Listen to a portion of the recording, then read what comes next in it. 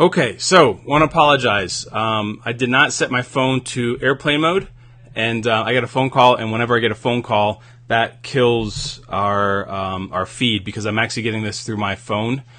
This video, I need to get this on my Canon camera instead. But we'll make do with what we got right now.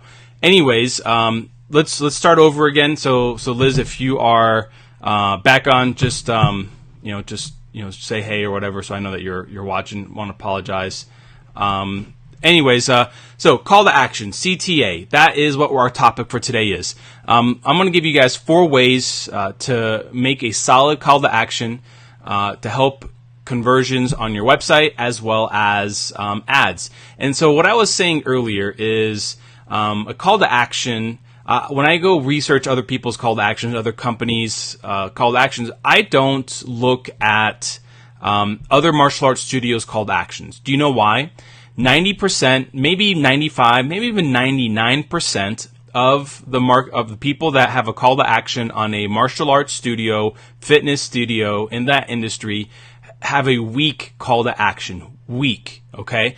I like to look at call to actions from top-notch companies that do high volume, high dollars, that get lots of conversions, all that stuff. Why? Because if they're doing it well in their field, then what their strategy is going to work perfectly fine in any other niche, whether it's martial arts, fitness, whether it's a roofing company or a landscaping company, whatever. So that's the part that a lot of people don't understand is that they think that they have to get their ideas from other martial arts studios. And I feel bad saying this, but that's like the blind leading the blind. Okay.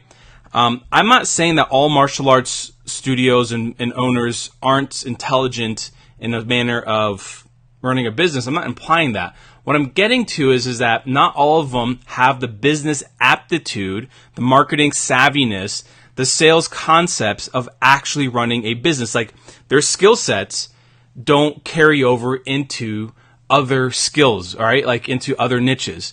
And so why would you follow someone that doesn't have something that's almost like transferable, like a skill set that's transferable into other niches? You want to listen to and follow other people that, and when I say people, industries, niches, businesses, that they dominate their space, okay?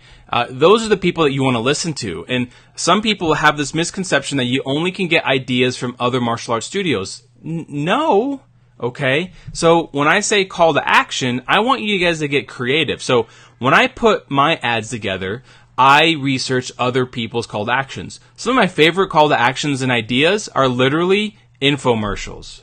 Infomercials, okay? They have the best call to actions on the planet. And you don't believe me? You make fun of it all the time. But it gets people to buy. Because they wouldn't be using those words and things that they say if it wasn't working.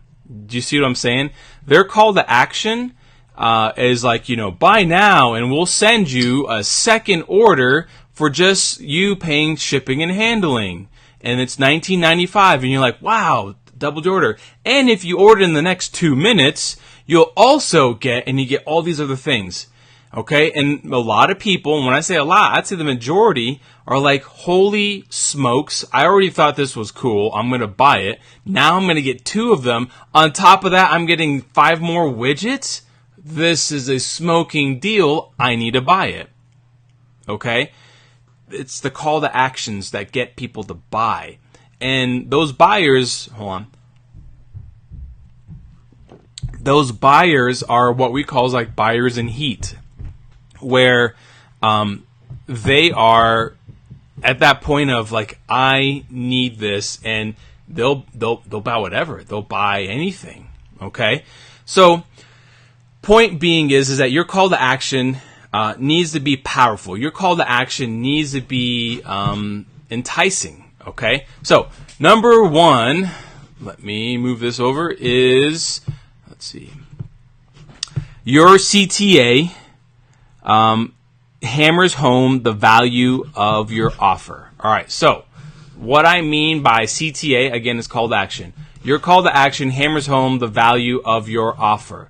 Okay, so what that means is that you have to, like, so if you know like what your offer is, your call to action needs to be hammering that part, and then not just that, has to show the value behind it. So great example is like if I'll put an ad together and have a funnel. Like let's say that the what we're trying to push the offer is, let's just say 4 weeks of classes for $49 and a free uniform. Let's just use that as an example, right? So then you gotta build up the offer. You gotta build that up. 4 weeks of classes valued at $200. Semi-private class valued at $50. Uniform valued at, $45 or $49, whatever. And then it's like, you get all of this. This is a $300 value for just $50, okay? That's a 75% discount. That's amazing, right? So that is your offer, right? So then on your call to action, like say like on the button, what you say is that you put language like on that click button. You put language that drives home what you're trying to say, along the lines of like, yes, I need this 4-week special. Okay, what that does is that it basically triggers something in someone's head. Okay, that person needs that now. Okay. And you'll see a lot of call to actions that have something like that. Or like, yes, I want to save 75% off karate lessons. Do you see what's going on? So you are hammering and hitting home that call to action. That's the trigger. That's the button. Also, other ways of kind of triggering the call to action are going to be you hammering what the offer is right below or above the button or in your ad, okay? So in your ad, typically your call to action is going to be like learn more or like sign up now or something like that, right? And so the call to action really depends on what you're offering. But in the ad, what you can do is you can actually have a call to action within the ad as well too. You tell them what you're getting. And like if you sign up now, we will also throw in X, all right? Or we only have 15 spots available. And be honest, like how many people can you take on with new people? Like so get that part driven in your head. Another way of kind of thinking about how to hammer home the value of your call to action is not only are you putting like prices on each of the things that they're getting, like the true value of that, then what you're doing is that you're saying that like, this offer only is going to be available for the next, 3 hours or 3 days or 24 hours or something like that. Does that sort of make sense? The idea is that you need to understand that your call to action has to really go along with your offer, and you got to hammer that in. All right, you got to really drive that into the person's head. All right, so that's number one: is your CTA hammers home the value of your offer. Okay, so and some people don't know what the value of their offer is. So when I say like, this is a great example. Aaron, who's in this group. I have some ads running for his studio, Atlanta Wing Chun, and he was saying, he's like, hey, we didn't agree on giving 50% off of of adult martial arts lessons. And I go, we're not, it's still the same price. And he's like, well, how did you get 50% off? And I go, easy. I took what your average cost is for martial arts lessons, and so his was like, I think $115, which Aaron, by the way, you need to increase your rates, because you guys offer great quality instruction. I've watched your videos. I see what you guys do. Increase your prices because you guys are top notch. All right, going back to what we're doing, with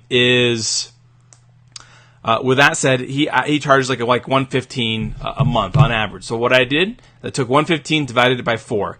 It came out to be about roughly $29 a week, right? So his special was 2 weeks for $29 and a free T-shirt. Guess what, guys? 2 weeks of adult training in this studio, if you paid for it, would be technically, let's just say $60 for numbers to be easy. That's a 50% discount. More because you're getting a T-shirt, which is valued at $24 roughly. So that's a 50% discount. So our headline, our call to action, our everything was tied off of that 50% discount. You get what I'm saying?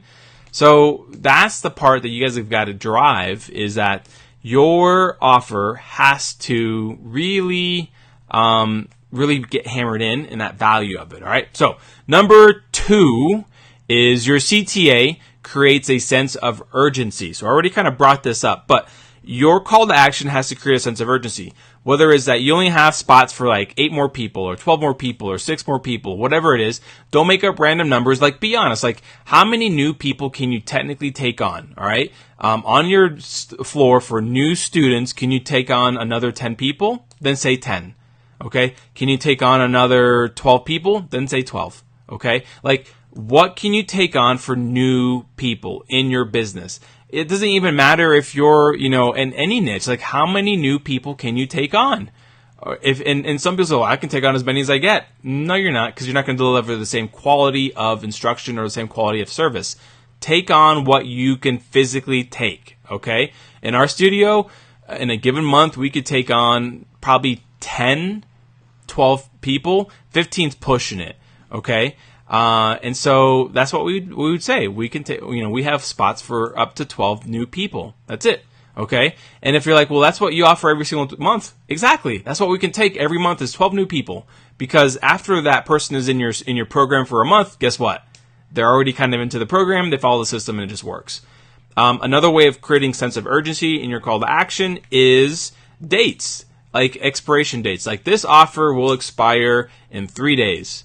Okay. Or this is a flash sale and only available for the next 72 hours. Do you see what's going on? So what you need to do is you need to make sure your call to action is having some sort of urgency to get them to take action now. Again, look at all of these infomercials. They say, order now and we'll send you, boom, boom, boom. Do you see what's going on? That is creating a sense of urgency. If you order in the next 3 minutes, like, that's creating a sense of urgency, all right? And that gets people to buy. And if you're thinking, and this is the part that kills me when I hear this from martial arts studios and business owners, not just studios, but business owners. They're like, well, I hate putting my people into those kinds of positions, and they do that. And it's just, I don't like it when it happens to me. I don't care what you like. You need to pay attention to the numbers of conversions, okay? So that's the part that a lot of people don't quite understand is that, like, for instance, like pop-up windows. This was a topic that we had a week or two ago. Pop-up windows on your website. Here's the thing. They're horrible. They suck. I hate them. A lot of people hate them. But here are the things about it. They convert. Okay? They convert. They get you clients. People opt in on those things. So even if you don't like it, why wouldn't you offer it? It's almost like saying that I don't like having all this money because people always ask me for money. What? Like, how about you take the money, be responsible for it, and maybe like donate it or create a charity? Do you see what's going on? Like, use the tools that are available, whether you like it or not. Use them ethically, morally, correctly to take your business to the next level. Okay? Creating a sense of urgency is nothing unethical. It's nothing immoral. It is a sense of urgency. It gets people to actually take action. Okay? All right.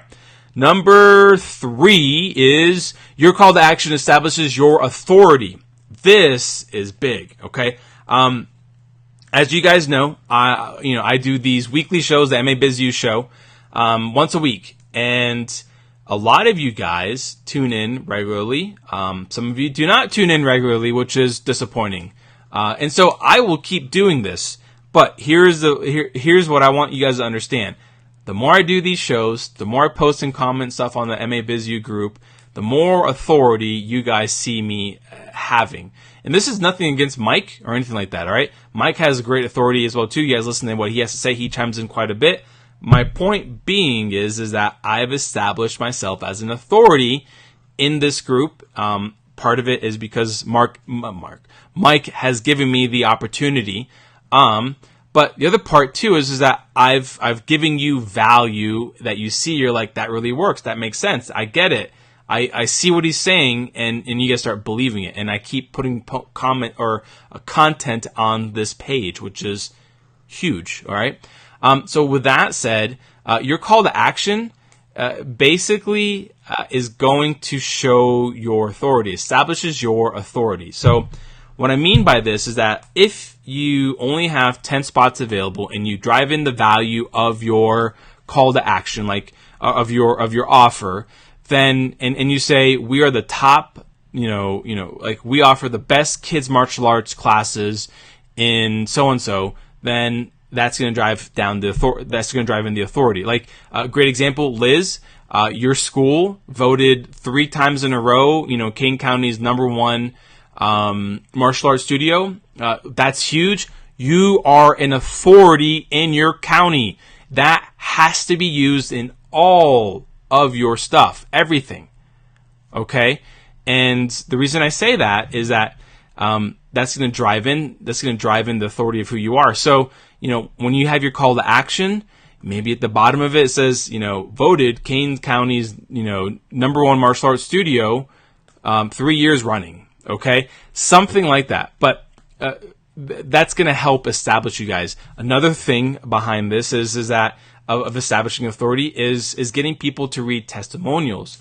Where in your call to action, all right, it can be something along the lines of like, check out this testimonial from Susie, okay? And there's like a little snippet of, from Facebook or something like that, like a review.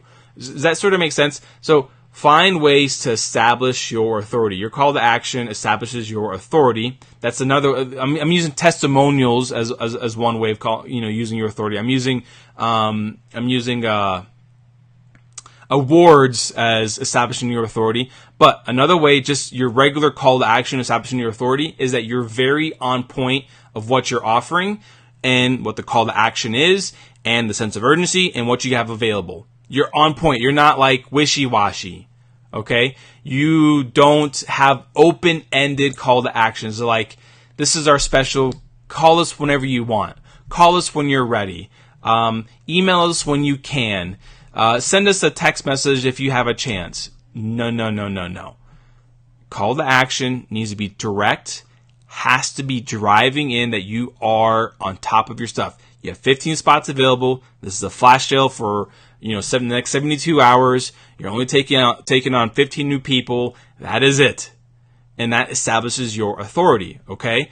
So that's something else that you want to think about. So you can look at your authority as in like awards, testimonials, or being on point with what your offer is and sticking with it. All right? Does that sort of make sense? So that's what you want to do with your call to action. Number 4, and this is your last one, is your call to action reminds people what to do. Okay. Believe it or not, you as a human being forget to do things. Go figure. You go to a website and you're like, what was I on this website for?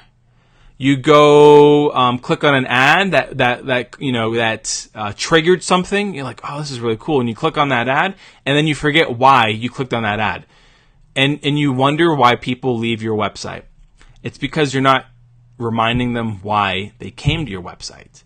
Your call to action has to remind people what to do. Okay? If the call to action is to sign up for the 4-week special for $49 and get a free uniform, your landing page needs to be loaded with that, okay? Your website needs to be having that offer. Your ads need to have that offer. So this is why when I work with people, I try to get them to come up with an offer that's valuable, okay? That we can all offer across the board. Like, this is what we're going to be offering all the time, okay? And so it needs to remind them what they're there for. The other part is the reason I don't like to drive traffic to websites is because they get distracted. There's all these things like, ooh, look, something shiny. Ooh, donut. Ooh, great. Wow. Look at that link. And then they leave and they forget why they were there. You need to take them to a landing page, what we call a sales funnel, okay, and funnel them through. And that way what that does is that it gets them to buy exactly what they're interested in. Your martial arts lessons, or to opt in, or whatever the case is. Does that sort of make sense? So keep that in mind, that your call to action needs to be something that reminds them what to do, what they're doing, okay? So whenever I do it on websites, I basically make the button to say what the offer is. And it's not like word for word, but something around those lines, okay? If I have like a button and then something else like above it or below it, again, I'll re-emphasize a call to action, and then I'll have like some other things to create like what I say is like no risk offers. It's like examples is that if you're paying for 4 weeks for $49 in a free uniform, on the bottom of that button of the call to action, I will say 100% risk free, no obligation to continue. All right, establishes my authority, reminds them what they're there for, and then what it does is that it kind of sets the tone. Does that sort of make sense? So you gotta make your call to action really pivotal, like really powerful, and that's on your website, on your ads, same concept. You got to do the same thing. Okay, so those are the 4 things on how to make your call to actions solid on your website as well as ads. This is going to definitely help your conversions. So number 1, hammer home the value of your offer. Number 2, create a sense of urgency. Number 3, establish your authority. And number 4, remind people why they are there, what to do. Okay. You do those 4 things, your website changes. All right. So a couple things, and I'm going to just end the show, and then I got some other projects to work on today. Is number 1 is we are going to be kicking off. I know I've been talking about this over the past few weeks. It's just a lot of things going on with Mike and I as far as getting it all organized, and we're now getting to a point where it's getting there. We're going to be launching our one-to-one coaching program. This is a little different from what you see in the MABizU group coaching. Okay. If you want more accountability, you want someone that actually have a lot of stuff laid out for you, everything from like helping you with curriculum development to marketing schedule to having calls with me on a weekly basis to like all this stuff. All right. We're launching this one-to-one coaching program. I will be the main driver on this. Again, Mike has has a full-time job. He's happy with his being an author and stuff like that. He will definitely be helping in a lot of these things. There's a lot that's going to be involved in this, and so I want you guys to kind of know about this. So I want you guys, if you have any questions about it, let me know. We're going to be doing interviews to see who qualifies to be part of this first go round of coaching clients. We're only going to be taking 5. Okay, so we'll be sending out a mass email over the next couple days or so to our list to kind of build it up and get people to see if they're interested in setting up an interview to see if they qualify for this coaching program. Yes, qualify. I do not want to work with people that don't want to grow. Go figure. Okay? I want to work with people that are motivated, that are driven, that want to grow their business. That's who I want to work with. All right? And so it's nothing that I'm trying to be rude or whatever, but I want you guys to kind of get that. Anyways, hope you guys have a great Thursday. And if you have any questions or whatever, post them in the comments below. Hope this was informative. And I'll talk to you guys later.